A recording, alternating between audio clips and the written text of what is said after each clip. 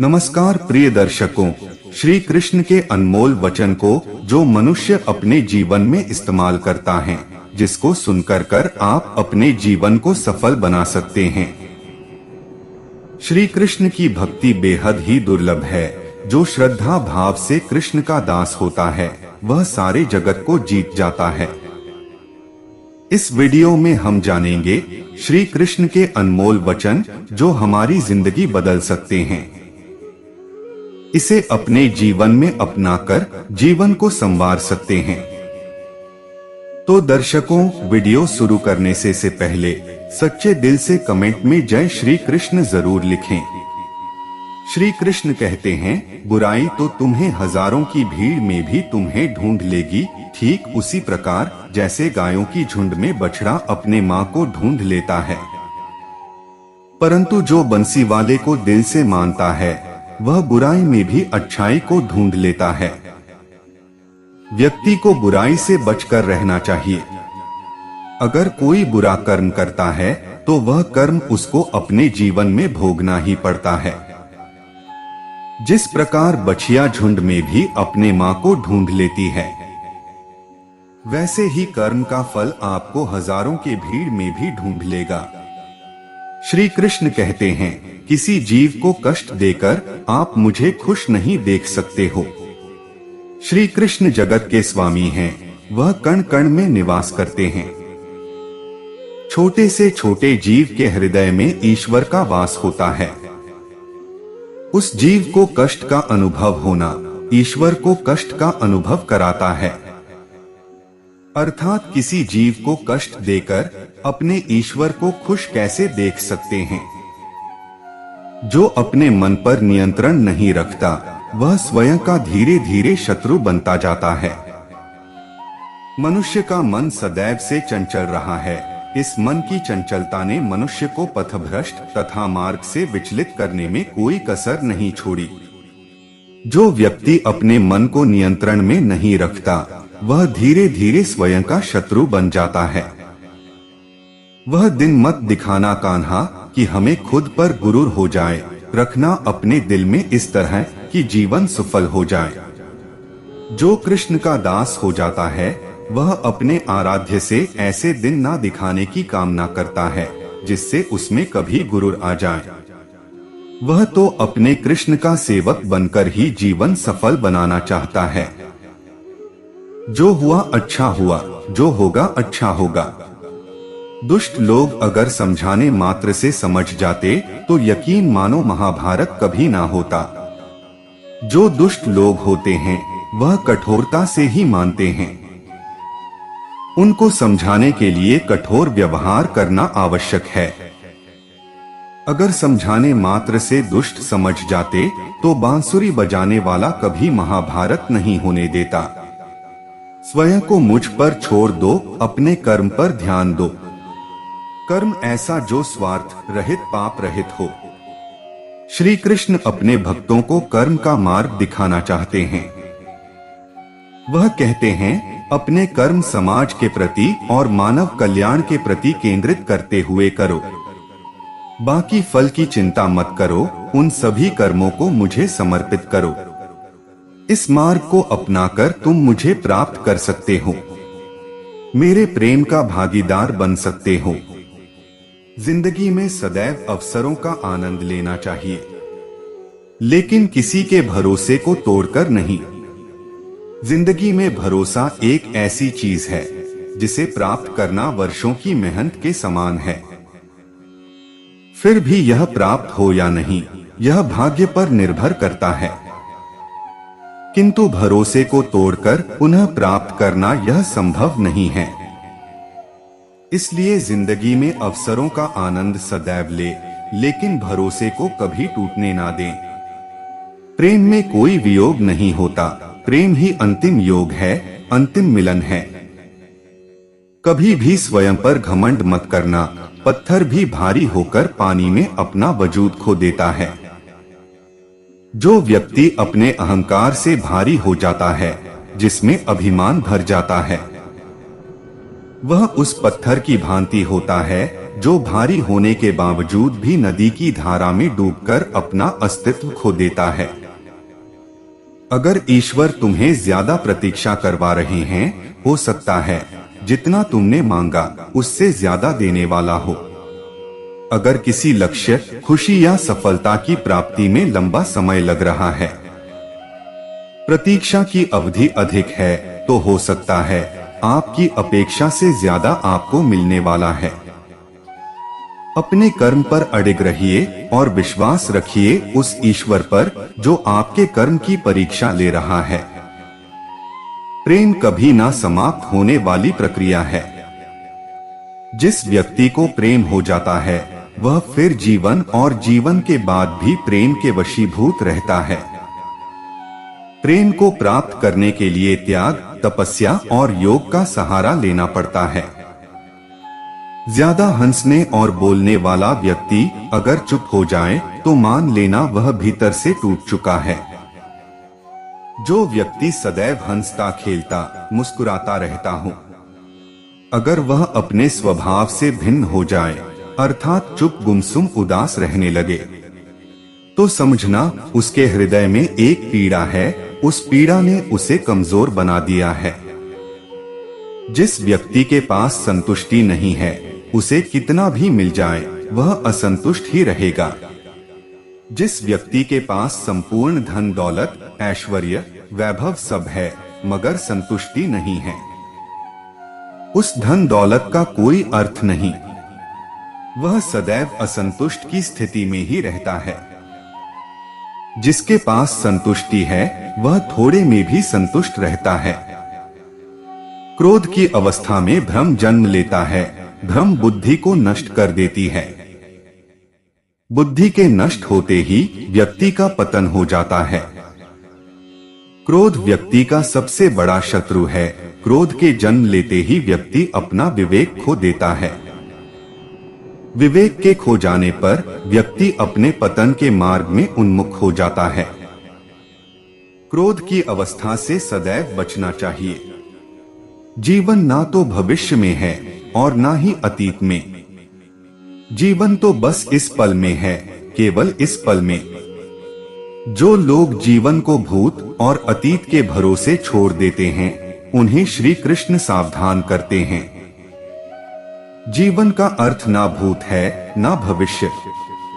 जीवन केवल और केवल वर्तमान है। इसलिए वर्तमान में अपने जीवन को आनंद पूर्वक जिए। निस्वार्थ कर्म को अपने जीवन में अपनाएं। खाली हाथ आए, खाली हाथ वापस चले जाओगे। आज तुम्हारा है, कल किसी और का था, परसों किसी और का होगा। तुम जिसे अपना समझकर मगन हो रहे हो, बस यही प्रसन्नता तुम्हारे दुखों का कारण है। इस संसार में कुछ भी स्थायी नहीं है, ना ही सुख दुख और ना ही जीवन मरण, सब एक प्रक्रिया है। जो खुशियां आज तुम्हारे पास है, कल वह खुशियां किसी और के पास होगी। जिसे अपना समझकर हम खुश होते हैं, वही खुशी कल दुख का कारण बनती है। मैं सभी प्राणियों को समान रूप से देखता हूँ। ना कोई मुझे कम प्रिय है ना अधिक, लेकिन जो मेरी प्रेम पूर्वक आराधना करते हैं वह मेरे भीतर रहते हैं और मैं उनके जीवन में आता हूँ। ईश्वर के लिए सभी प्राणी समान है। उन सभी में समान रूप से ईश्वर का वास होता है। कोई जीव छोटा या बड़ा, अधिक या ज्यादा प्रिय नहीं होता। जो अपने ईश्वर की विशेष आराधना करते हैं, पुकारते हैं, उनके साथ वह सदैव उपस्थित रहते हैं। वह जो सभी इच्छाएं त्याग देता है, मैं और मेरा की लालसा तथा भावना से मुक्त हो जाता है, उसे शांति प्राप्त होती है। जिस व्यक्ति में अहंकार, मैं और मेरा का भाव समाप्त हो जाता है, कुछ पाने की लालसा नहीं होती। वह परम शांति को प्राप्त करता है, उसे भगवान ईश्वर की शरण प्राप्त होती है। अंत समय में वह उस परम पद को प्राप्त होता है जो देवताओं के लिए भी दुर्लभ है। मैं विधाता होकर भी विधि के विधान को नहीं टाल सका। मेरी चाह राधा थी और चाहती मुझको मीरा थी, पर मैं हो रुक्मणी का गया। जो विधाता के लेख में होता है उसी का फल हमें मिलता है। विधि के विधान को स्वयं ईश्वर भी नहीं टाल सकते। जिस प्रकार राधा से कृष्ण निश्चल भाव से प्रेम करते थे, प्रेमिका के भाव से मीरा कृष्ण को पति मानती थी, मगर विधि के विधान में रुक्मणी का साथ लिखा था, जिसे स्वयं विधाता भी नहीं टाल सके। आत्मा को शस्त्र नहीं काट सकता, अग्नि नहीं जला सकती, जल नहीं बुझा सकता, वायु नहीं सुखा सकती। आत्मा शाश्वत सत्य है, यह अजय है, अमर है। आत्मा नए नए शरीर को धारण करती है, एक शरीर से निकलकर दूसरे शरीर में, यही आत्मा की विचरण प्रक्रिया है। इस आत्मा को ना तो किसी शस्त्र से काटा जा सकता है, ना ही अग्नि इसे जला सकती है। कोई जल इसे बुझा नहीं सकता और यह किसी वायु से सुख नहीं सकती। मैं धरती की मधुर सुगंध हूँ, मैं अग्नि की ऊष्मा हूँ। सभी जीवित प्राणियों का जीवन और सन्यासियों का आत्म संयम भी मैं ही हूँ। संपूर्ण जगत ब्रह्मांड चर अचर सब में ईश्वर का वास है।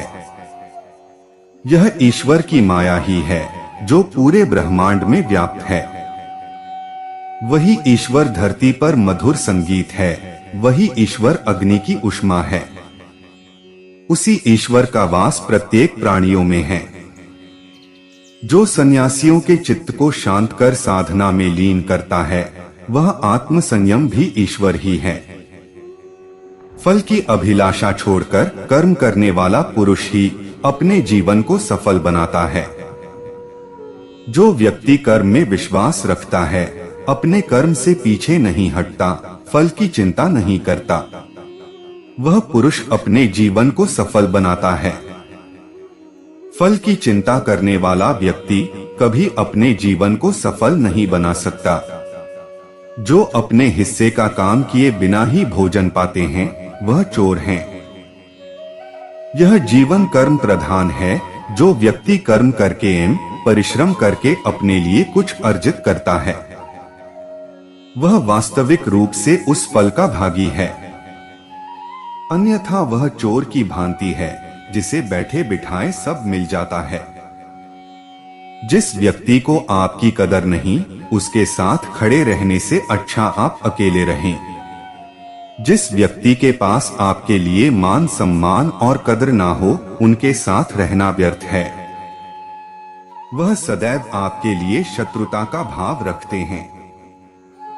ऐसे व्यक्तियों के साथ रहने से उत्तम आप अकेले रहें। इस भौतिक जगत में जो व्यक्ति न तो सुख की प्राप्ति से हर्षित होता है और न अशुभ के प्राप्त होने पर उससे घृणा करता है, वह पूर्ण ज्ञान में स्थिर रहता है।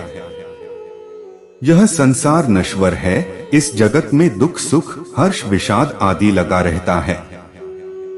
क्षण भर के सुख से जो खुश नहीं होता और अशुभ होने पर जो दुखी नहीं होता, वह व्यक्ति सच्चा ज्ञानी होता है।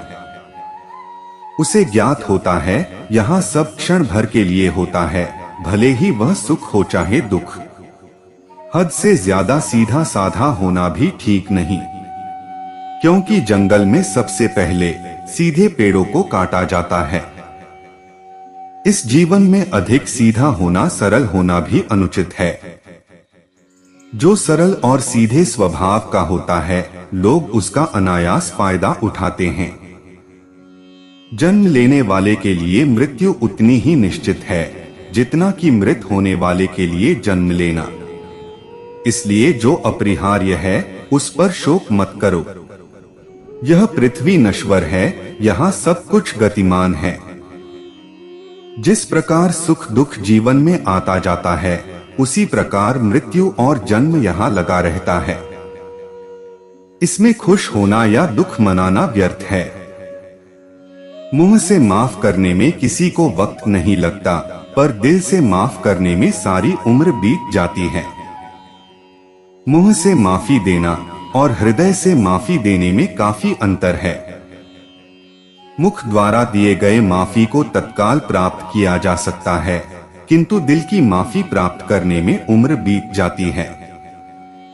दिव्यता केवल शक्तिशाली होने में नहीं, बल्कि वास्तविक दिव्यता दूसरों में शक्ति जागृत करने में है।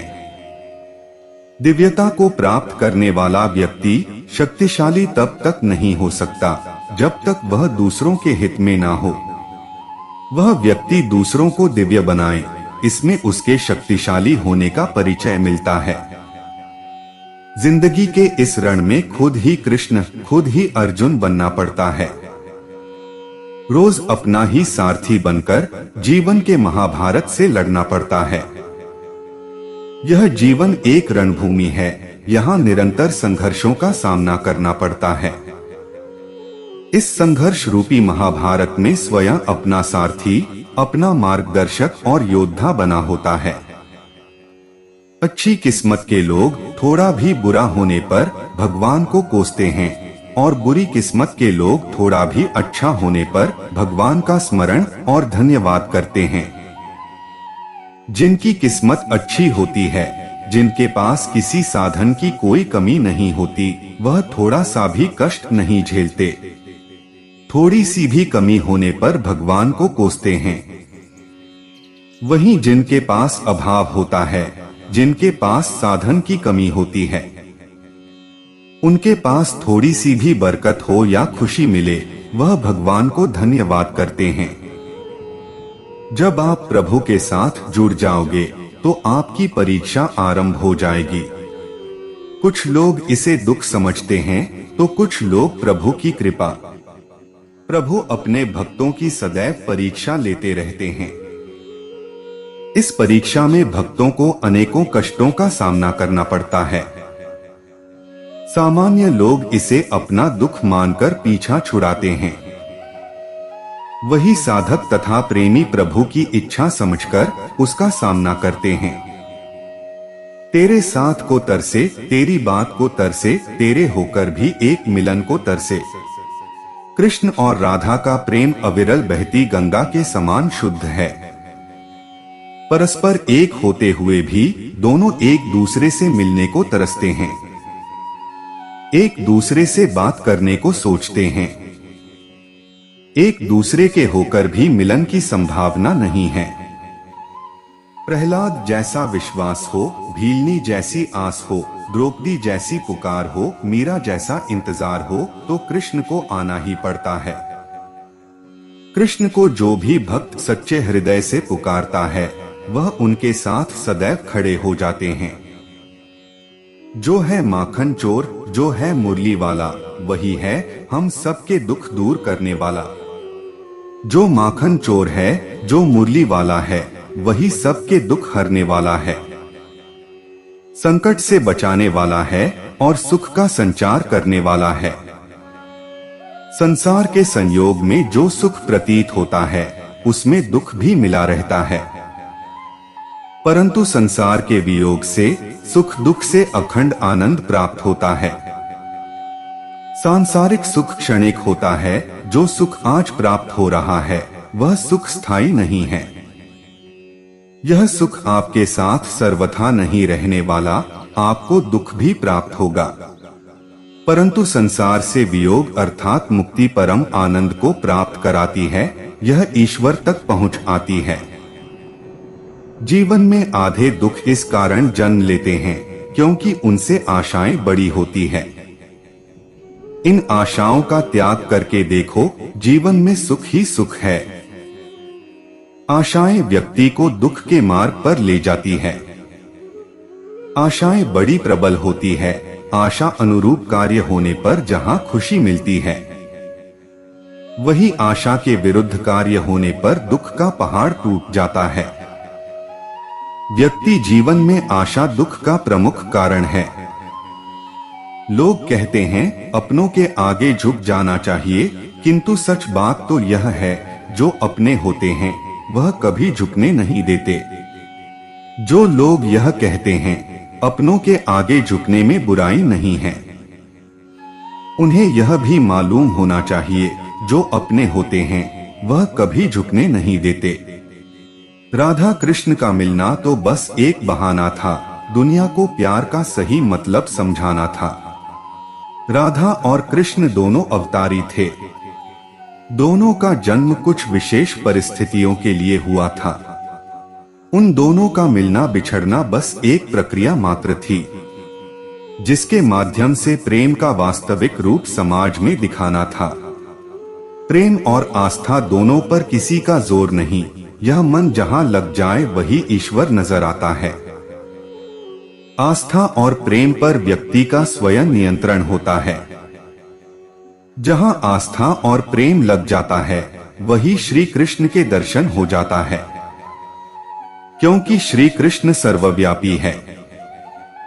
संबंध उसी आत्मा से जुड़ता है जिनका हमसे पिछले जन्मों का कोई रिश्ता होता है, वरना दुनिया के इस भीड़ में कौन किसको जानता है।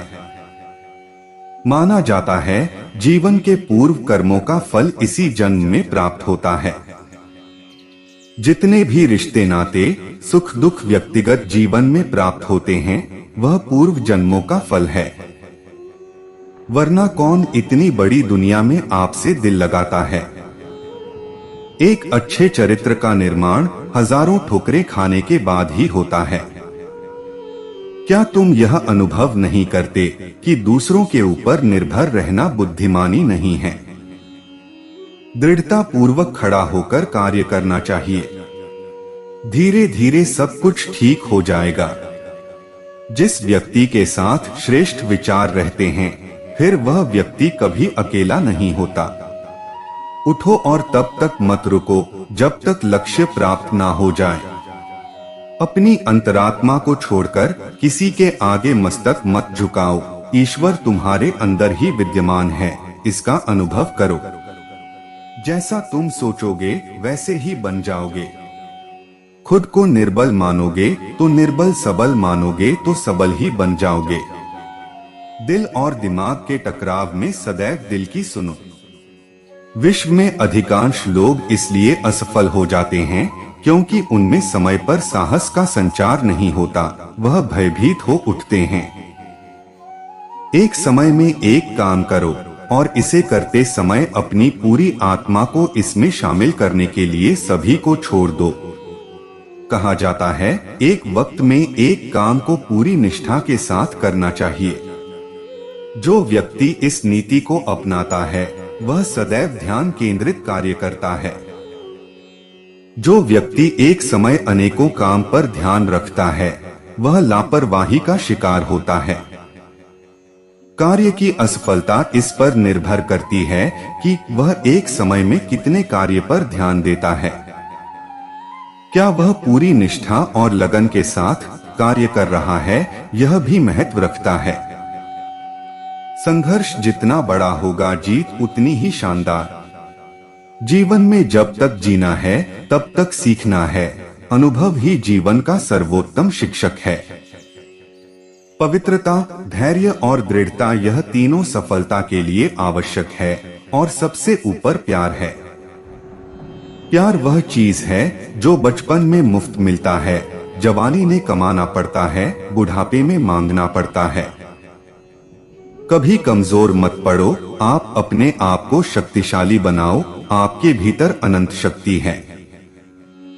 अंधविश्वास मनुष्य का सबसे बड़ा शत्रु है, लेकिन धर्मांधता उससे भी बुरा है। जीवन में सफलता के लिए हमेशा हमें अपने लक्ष्य पर ध्यान केंद्रित करना जरूरी है। संघर्ष जितना बड़ा होगा जीत उतनी ही शानदार। जीवन में जब तक जीना है तब तक सीखना है। अनुभव ही जीवन का सर्वोत्तम शिक्षक है। धन का प्रयोग अगर अच्छाई के लिए ना हुआ तो यह धन बुराई की जड़ बन जाता है। चरित्र से बड़ा कोई धन नहीं है। इसका संचय तथा निर्माण वह व्यक्ति कर सकता है जिसे अपने मन तथा इंद्रियों पर नियंत्रण करना आता हो। अच्छा चरित्र उस व्यक्ति के पास होता है जिसने वास्तव में संघर्ष किया हो। सच्चा संघर्ष कभी भी बुरे चरित्र को नहीं अपनाता। दूसरों के ऊपर आश्रित रहना बुद्धिमानी नहीं है। स्वयं को कमजोर मानकर किसी दूसरे पर निर्भर रहना जीवन को धिक्कार होता है। कार्य करने के लिए स्वयं आगे आना होता है। किसी भी कार्य की सफलता उसके दृढ़ निश्चय होने पर निर्भर करती है।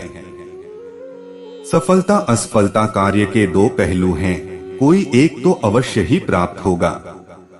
जीवन में ज्यादा रिश्ते होना जरूरी नहीं, पर जो रिश्ते हैं उनमें जीवन होना जरूरी है।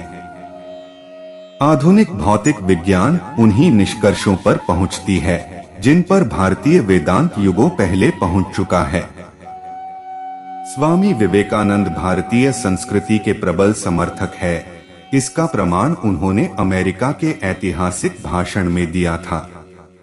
वह सदैव भारतीय वेद वेदांतों को देश विदेश की संस्कृति आदि से अधिक प्रामाणिक मानते हैं। वेद वेदांत जिसको पूर्व में सिद्ध कर चुके हैं, आधुनिक विज्ञान उन्हीं की खोज कर रहा है।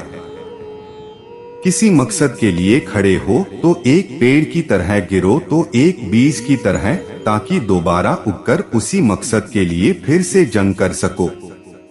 स्वामी जी का स्पष्ट मानना था, जिस मकसद के लिए तुम संघर्ष कर रहे हो उसके लिए सदैव अडिग रहो। अगर उस सफलता को प्राप्त नहीं कर सके, फिर भी उसके ज्ञान तुम्हें उस मकसद की प्राप्ति के लिए कार्य करेंगे। इसके माध्यम से यह संदेश दिया गया है, किसी भी मकसद की प्राप्ति के लिए संघर्ष करना आवश्यक है। हजारों असफलता के पीछे एक सफलता अवश्य मिलती है। उठो और संघर्ष करने के लिए तैयार हो, तब तक तुम विश्राम मत करो जब तक तुम्हें लक्ष्य प्राप्त ना हो जाए। लक्ष्य की प्राप्ति करनी है तो समय बर्बाद करना छोड़ दो। दुराचारी और गलत आचरण वाला व्यक्ति कभी भी सामाजिक नहीं हो सकता। वह सदैव समाज के बाहर रहकर अपना जीवन जीता है। ज्ञानी व्यक्ति स्वयं को कभी अकेला नहीं पाता। व्यक्ति जैसा सोचता है वह वैसा ही बन जाता है। एक बलशाली इसलिए बलशाली नहीं होता कि उसकी शारीरिक शक्ति मजबूत है, बल्कि वह इसलिए बलशाली होता है क्योंकि वह मन से कमजोर नहीं होता। स्वयं को निर्बल समझने वाले निर्बल बन जाते हैं और सक्षम मानने वाले स्वयं सक्षम हो जाते हैं। असफलता का विश्व भर में एक ही कारण है, लोग समय पर निर्णय नहीं ले पाते। जो व्यक्ति समय पर निर्णय नहीं ले पाता वह सदैव असफल रहता है। ऐसे व्यक्तियों में सच बोलने और व्यक्त करने का साहस नहीं होता। सफलता मेहनत और लगन से प्राप्त होती है। सफलता उसी व्यक्ति को प्राप्त होगी जो स्वयं मन की पवित्रता, धैर्य और दृढ़ निश्चयी हो। सफलता की प्राप्ति प्रत्येक व्यक्ति के लिए सुलभ नहीं होती, इसके पीछे प्यार का अहम योगदान होता है। यह प्रेम कार्य के प्रति हो या आपके प्रति। व्यक्ति को किसी अन्य के समक्ष अपने मस्तक को नहीं झुकाना चाहिए। व्यक्ति स्वयं ईश्वर का अंग है, दूसरे की पूजा करने से अच्छा स्वयं की पूजा करना है। स्वयं को जो व्यक्ति पहचान गया वह फिर किसी दूसरे के समक्ष मस्तक नहीं झुकाता। दिमाग मन का प्रतिनिधित्व करता है, मन जैसा कहता है दिमाग वैसा ही आचरण करता है। दिल का संबंध सच्चे विचारों से होता है, ईश्वर का वास इसी दिल में वास होता है। दिल की आवाज ईश्वर की आवाज मानी जाती है। जब कभी दिल और दिमाग के बीच टकराव की स्थिति उत्पन्न हो, सदैव दिल की बातों को सुननी चाहिए। ज्ञानी और चरित्रवान व्यक्ति को समाज सदैव आदर से पूजता है। ऐसे व्यक्तियों का सम्मान करते हुए उनसे शिक्षा ग्रहण करते हैं। व्यक्ति के भीतर संसार की समस्त शक्तियां विद्यमान होती है। व्यक्ति समय के साथ साथ अपनी शक्तियों को पहचानता है, इसलिए व्यक्ति को कभी भी कमजोर नहीं पड़ना चाहिए। अपने भीतर निहित शक्तियों से समस्या से निदान ढूंढना चाहिए। अंधविश्वास व्यक्ति को पतन के मार्ग पर ले जाता है। जहां व्यक्ति अंधविश्वास का मार्ग अपनाता है, वहां स्वयं का विवेक खो बैठता है। वह व्यक्ति समाज का सबसे बड़ा शत्रु है जो व्यक्ति धर्म के प्रति लापरवाह रहता है। प्यार संसार का बहुमूल्य चीज होता है। बचपन में जो मुफ्त में मिलता है, उस प्यार को पाने के लिए जवानी में मेहनत करना पड़ता है। बुढ़ापे की स्थिति में यही प्यार मांगना पड़ता है। वह लोग बेहद खुशनसीब होते हैं जिन्हें बुढ़ापे में प्यार नसीब होता है। जीवन में जिस व्यक्ति को सफलता प्राप्त करना है, उसे अपने लक्ष्य पर ही ध्यान रखना चाहिए। ध्यान केंद्रित लक्ष्य निश्चित रूप से प्राप्त होते हैं। उससे लापरवाही करने वाले सदैव पछताते हैं। किसी जीत को हासिल करने के लिए उसके पीछे लगा संघर्ष जितना बड़ा होगा, जीत भी उतनी बड़ी होगी। छोटे से छोटे लक्ष्य को हासिल करने के लिए संघर्ष बड़ा करना चाहिए। कहा जाता है, अनुभव शिक्षा का सर्वोत्तम शिक्षक है। व्यक्ति जो स्वयं के अनुभव से सीख जाता है, वह दूसरों के सिखाएं कहाँ सीखता। जीवन में अपने अनुभवों को स्वयं का शिक्षक मान उससे ज्ञान अर्जन करना चाहिए। धन को धर्म के लिए व्यय करना चाहिए। संचित धन तथा समाज के लिए जो काम ना आ सके, ऐसा धन सदैव व्यर्थ है। धर्मार्थ हेतु किया गया व्यय धन का सदुपयोग होता है, अन्यथा बुराइयां जड़ जमा लेती है। धन को एकत्र करने से बचना चाहिए, यह लोभ को जन्म देता है। किसी भी दान का उद्देश्य परोपकार की भावना से हो, तभी दान की सार्थकता है। जीवन तुम्हारा है, पसंद भी तुम्हारा है। अब यह तुम पर निर्भर करता है, तुम अपने जीवन को किस प्रकार से जीना चाहते हो। सफल वही व्यक्ति होता है जिसमें विनम्रता का भाव कूट कूट कर भरा होता है। सफल जीवन वही है जो स्वयं से पहले दूसरों के विषय में सोचता है, उसके दुख में शामिल होता है, अपनी खुशी को बांटता है। आत्मविश्लेषण में वह शक्ति है जो रातों रात सफलता दिला सकती है। जो व्यक्ति स्वयं का सम्मान करता है, स्वयं को प्यार करता है, वही दुनिया के अन्य अर्थों को जान पाता है, जिससे अन्य लोग अनभिज्ञ रह जाते हैं। सफलता का अर्थ धनवान होना नहीं, अपितु खुशहाल होना है। जब आपका जीवन आनंदमय और उल्लासपूर्ण हो, तभी आपकी सफलता सार्थक है। आपकी वाणी आपके चरित्र को प्रकट करती है, इसलिए बोलने से पहले अपने शब्दों को तर्क की कसौटी पर अवश्य तौलें। किसी भी दान का उद्देश्य परोपकार की भावना से हो, तभी दान की सार्थकता है। जीवन तुम्हारा है, पसंद भी तुम्हारा है। अब यह तुम पर निर्भर करता है, तुम अपने जीवन को किस प्रकार से जीना चाहते हो। सफल वही व्यक्ति होता है जिसमें विनम्रता का भाव कूट कूट कर भरा होता है। सफल जीवन वही है जो स्वयं से पहले दूसरों के विषय में सोचता है, उसके दुख में शामिल होता है। जीवन में रिश्ते रखना काफी अहम होता है, किंतु ऐसे रिश्ते हो जो जीवंत हो। ढेर सारे और मौका पर रिश्ते रखने से क्या लाभ, इससे बढ़िया रिश्तों का ना होना है। रिश्ते रखिए, किंतु वह जो आपको समझते हैं, जिनको आप समझते हैं। तुम्हारा लक्ष्य तुमसे अधिक दूरी पर नहीं है। आशावादी बनो और निरंतर संघर्ष करो। थोड़ी सी शिथिलता भी तुम्हारे लक्ष्य से मुख मोड़ सकती है। निस्वार्थ भाव से की गई सेवा ईश्वर की सच्ची सेवा होती है। आज की युवा पीढ़ी अर्थहीन तथा लक्ष्यहीन दिशा में कार्य कर रही है, जिसका जीवन की सफलता से कोई लेना देना नहीं। हमें अपनी आदत को बदलते हुए जीवन के महत्व को समझना होगा। बुराइयां सभी जगह होती है, बुराइयों के प्रकार भी विभिन्न हैं, सभी बुराइयों से परेशान हैं। यह उस वात रोग की तरह है जो पैर से हटाने पर सिर पर चला जाता है। सिर से हटाने पर दूसरे अंग में, इसलिए बुराइयों की ओर ध्यान देना व्यर्थ है।